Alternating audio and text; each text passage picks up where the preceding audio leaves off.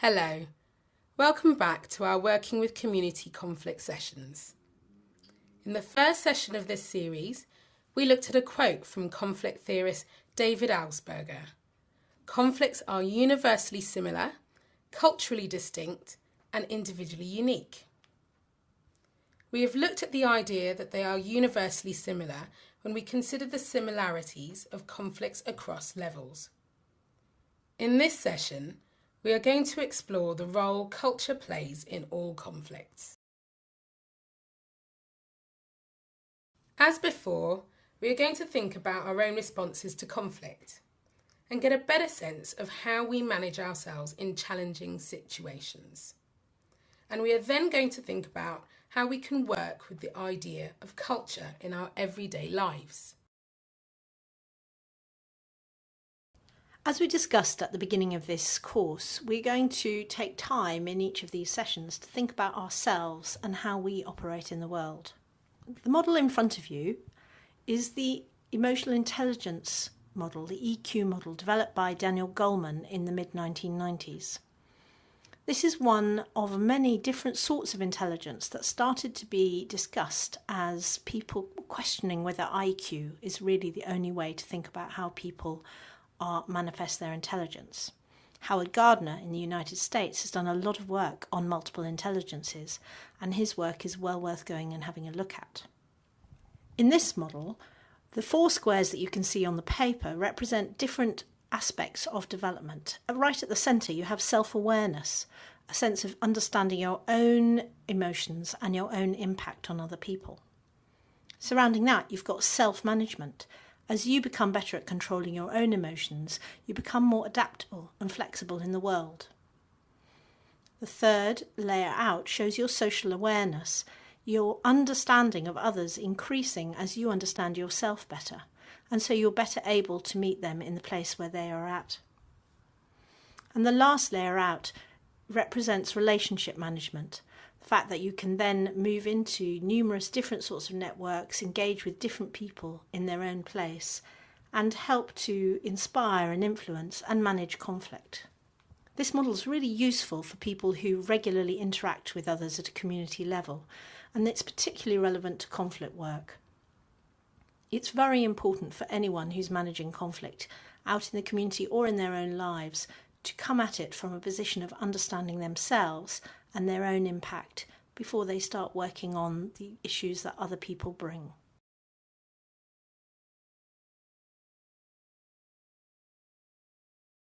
In this session we're focusing on culture and conflict.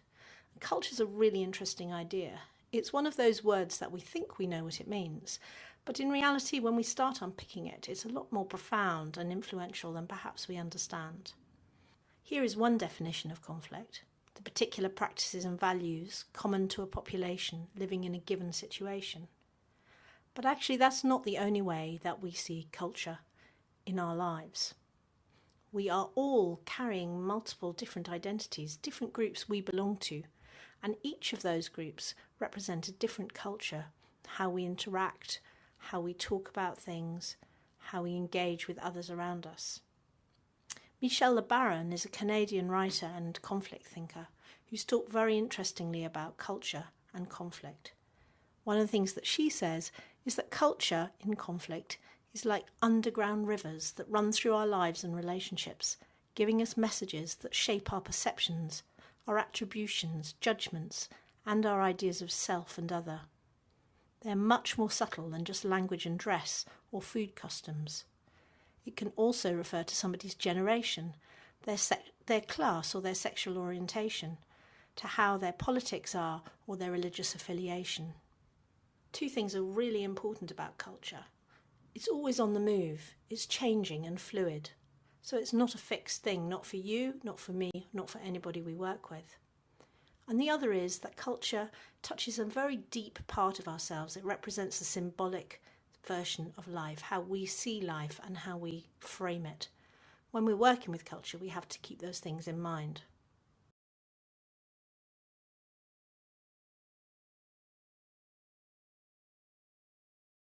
This cartoon sums up a really important aspect of culture. How we see the world around us and how we experience it is often deeply rooted in what we think is the right thing to have around us. For the snails, the rain is fabulous. For us, in England, maybe it's less fabulous because we see so much of it. But for someone who lives in the Sahara Desert, it's also fabulous. So how we experience life is deeply connected to how we understand the meaning of life, what is good and what is bad, and what is necessary at a basic level for our survival.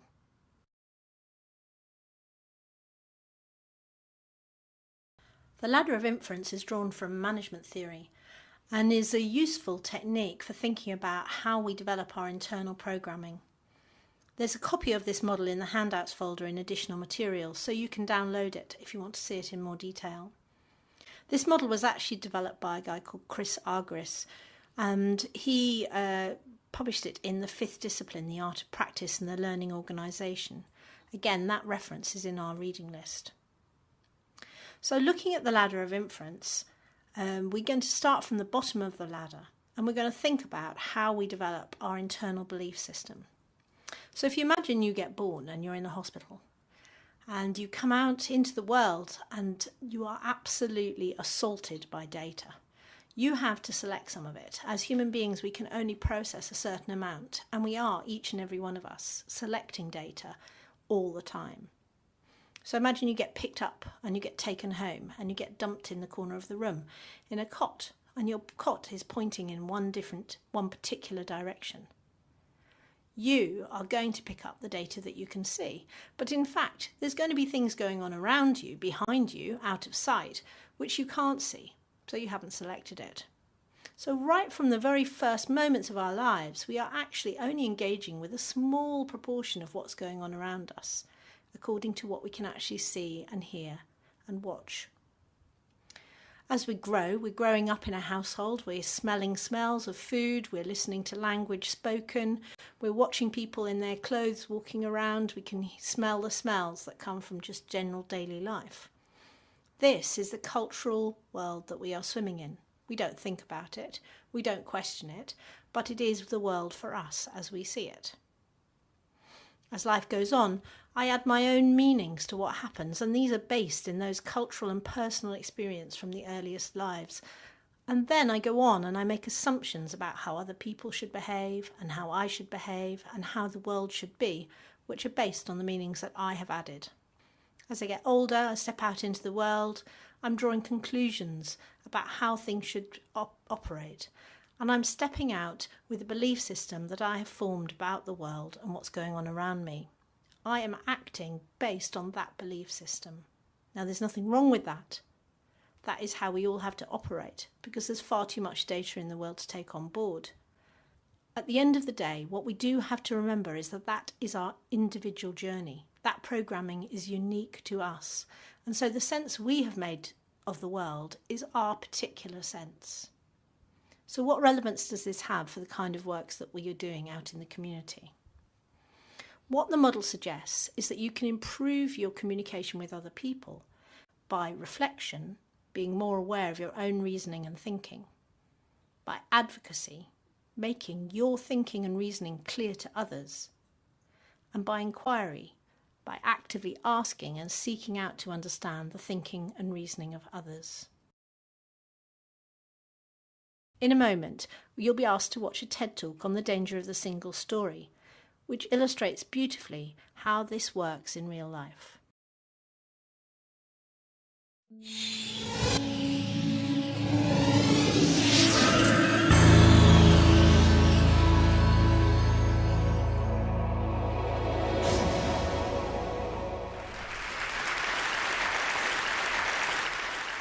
I'm a storyteller, and I would like to tell you a few personal stories about what I like to call the danger of the single story.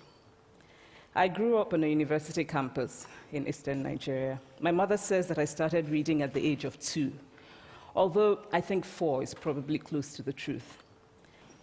So I was an early reader, and what I read were British and American children's books. I was also an early writer. And when I began to write at about the age of 7, stories in pencil with crayon illustrations that my poor mother was obligated to read. I wrote exactly the kinds of stories I was reading. All my characters were white and blue-eyed.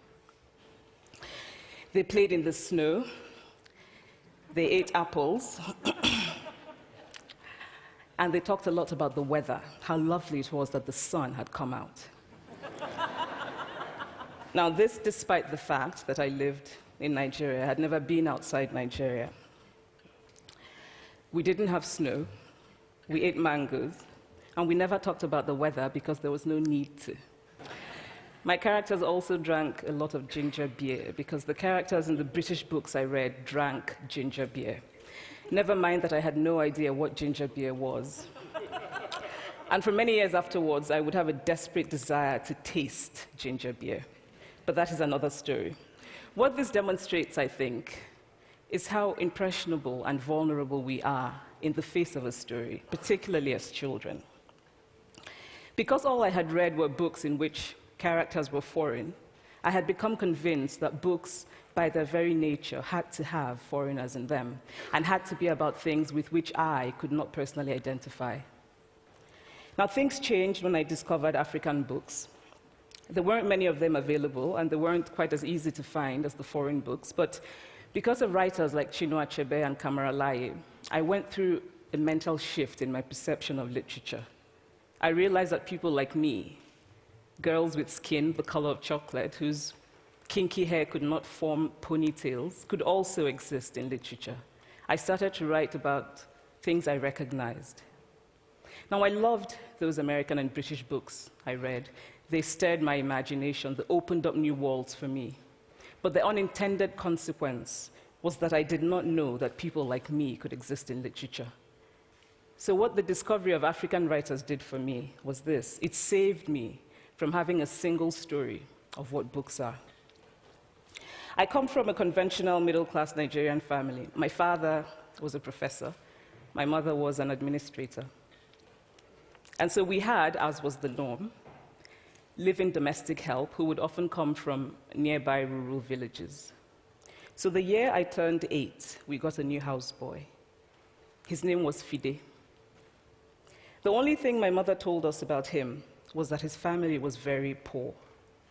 My mother sent yams and rice and our old clothes to his family. And when I didn't finish my dinner, my mother would say, "Finish your food. Don't you know people like Fide's family have nothing?" So I felt enormous pity for Fide's family. Then one Saturday, we went to his village to visit. And his mother showed us a beautifully patterned basket made of dyed raffia that his brother had made. I was startled. It had not occurred to me that anybody in his family could actually make something. All I had heard about them was how poor they were, so that it had become impossible for me to see them as anything else but poor. Their poverty was my single story of them. Years later, I thought about this when I left Nigeria to go to university in the United States. I was 19. My American roommate was shocked by me. She asked where I had learned to speak English so well and was confused when I said that Nigeria happened to have English as its official language. She asked if she could listen to what she called my tribal music, and was consequently very disappointed when I produced my tape of Mariah Carey. She assumed that I did not know how to use a stove. What struck me was this. She had felt sorry for me even before she saw me. Her default position toward me, as an African, was a kind of patronizing, well-meaning pity. My roommate had a single story of Africa, a single story of catastrophe. In this single story, there was no possibility of Africans being similar to her in any way, no possibility of feelings more complex than pity, no possibility of a connection as human equals. I must say that before I went to the US, I didn't consciously identify as African. But in the US, whenever Africa came up, people turned to me, never mind that I knew nothing about places like Namibia. But I did come to embrace this new identity, and in many ways, I think of myself now as African, although I still get quite irritable when Africa is referred to as a country, the most recent example being my otherwise wonderful flight from Lagos 2 days ago, in which there was an announcement on the Virgin flight about their charity walk in India, Africa, and other countries. So after I had spent some years in the US as an African, I began to understand my roommate's response to me. If I had not grown up in Nigeria, and if all I knew about Africa were from popular images, I too would think that Africa was a place of beautiful landscapes, beautiful animals, and incomprehensible people fighting senseless wars, dying of poverty and AIDS, unable to speak for themselves, and waiting to be saved by a kind white foreigner. I would see Africans in the same way that I, as a child, had seen Fide's family. This single story of Africa ultimately comes, I think, from Western literature.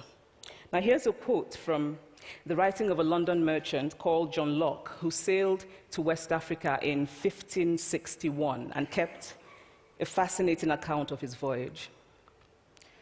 After referring to the black Africans as beasts who have no houses, he writes, "They are also people without heads, having their mouths and eyes in their breasts."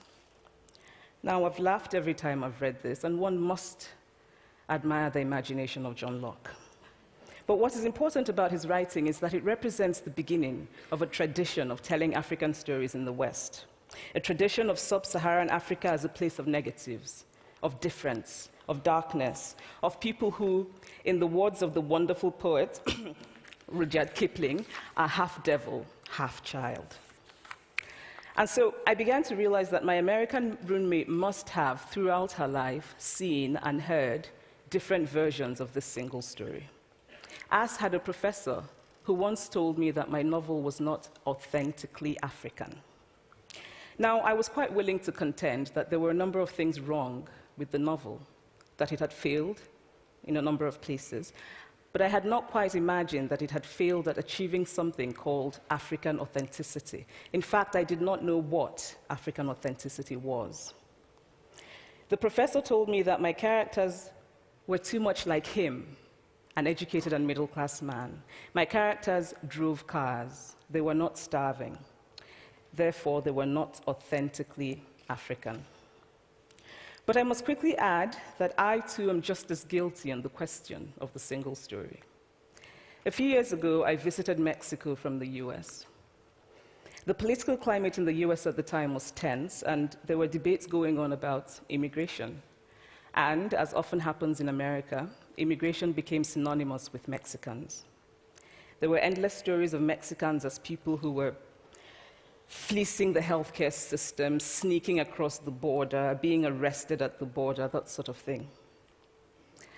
I remember walking around on my first day in Guadalajara, watching the people going to work, rolling up tortillas in the marketplace, smoking, laughing.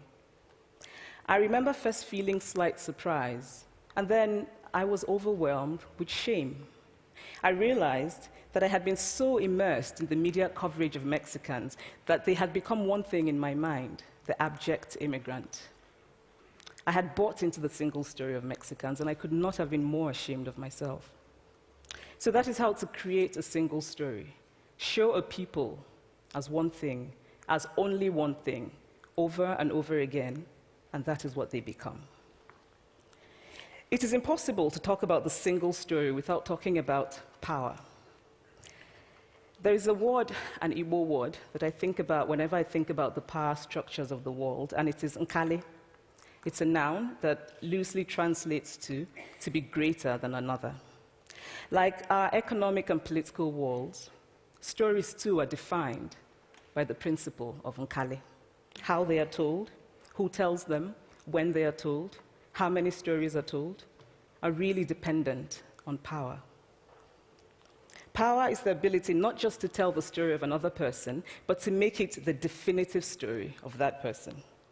The Palestinian poet Mourid Barghouti writes that if you want to dispossess a people, the simplest way to do it is to tell their story and to start with secondly. Start the story with the arrows of the Native Americans and not with the arrival of the British, and you have an entirely different story. Start the story with the failure of the African state and not with the colonial creation of the African state, and you have an entirely different story. I recently spoke at a university where a student told me that it was such a shame that Nigerian men were physical abusers like the father character in my novel. I told him that I had just read a novel called American Psycho, and that it was such a shame that young Americans were serial murderers. Now,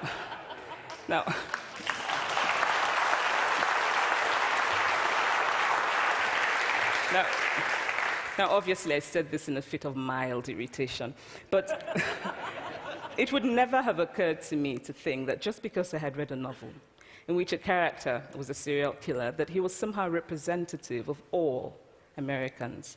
And now, this is not because I'm a better person than that student, but because of America's cultural and economic power, I had many stories of America. I had read Tylan, Updike, and Steinbeck, and Gateskill. I did not have a single story of America. When I learned some years ago that writers were expected to have had really unhappy childhoods to be successful, I began to think about how I could invent horrible things my parents had done to me. But the truth is that I had a very happy childhood, full of laughter and love, in a very close-knit family. But I also had grandfathers who died in refugee camps. My cousin, Polly, died because he could not get adequate health care.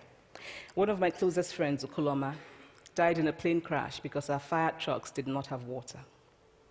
I grew up under repressive military governments that devalued education so that sometimes my parents were not paid their salaries. And so as a child, I saw jam disappear from the breakfast table. Then margarine disappeared. Then bread became too expensive. Then milk became rationed. And most of all, a kind of normalized political fear invaded our lives. All of these stories make me who I am. But to insist on only these negative stories is to flatten my experience and to overlook the many other stories that formed me. The single story creates stereotypes, and the problem with stereotypes is not that they are untrue, but that they are incomplete. They make one story become the only story. Of course, Africa is a continent full of catastrophes. The immense ones, such as the horrific rapes in Congo, and depressing ones, such as the fact that 5,000 people apply for one job vacancy in Nigeria.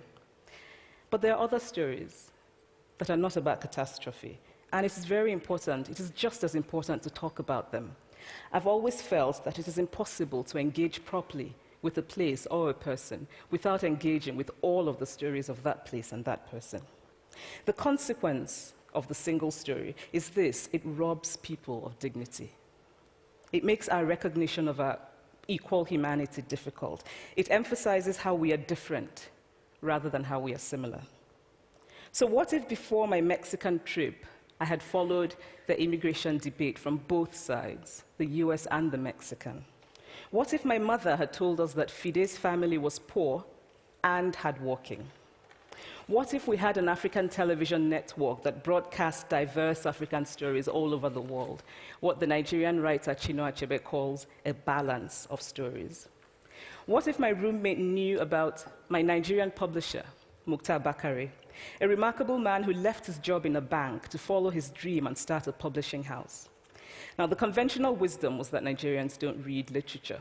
He disagreed. He felt that people who could read would read if you made literature affordable and available to them. Shortly after he published my first novel, I went to a TV station in Lagos to do an interview. And a woman who worked there as a messenger came up to me and said, "I really liked your novel. I didn't like the ending. Now you must write a sequel, and this is what will happen." And she went on to tell me what to write in the sequel. Now, I was not only charmed, I was very moved. Here was a woman, part of the ordinary masses of Nigerians who are not supposed to be readers. She had not only read the book, but she had taken ownership of it and felt justified in telling me what to write in the sequel. Now, what if my roommate knew about my friend, Fumi Yonda, a fearless woman who hosts a TV show in Lagos and is determined to tell the stories that we prefer to forget? What if my roommate knew about the heart procedure that was performed in a Lagos hospital last week? What if my roommate knew about contemporary Nigerian music, talented people singing in English and Pidgin and Igbo and Yoruba and Ijo, mixing influences from Jay-Z to Fela to Bob Marley to their grandfathers?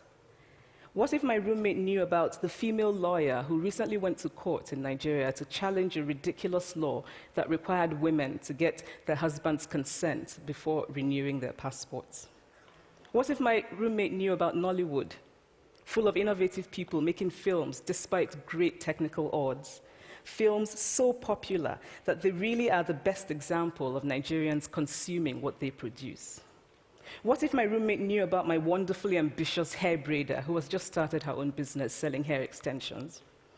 Or about the millions of other Nigerians who start businesses and sometimes fail, but continue to nurse ambition?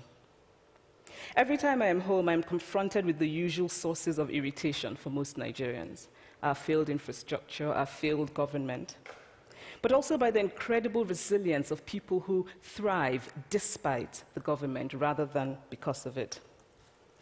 I teach writing workshops in Lagos every summer, and it is amazing to me how many people apply, how many people are eager to write, to tell stories.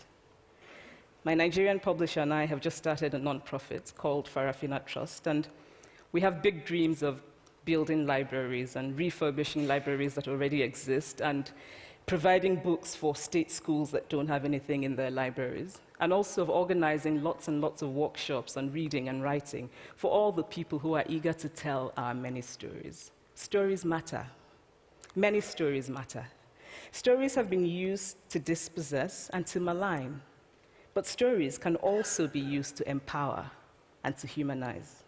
Stories can break the dignity of a people, but stories can also repair that broken dignity.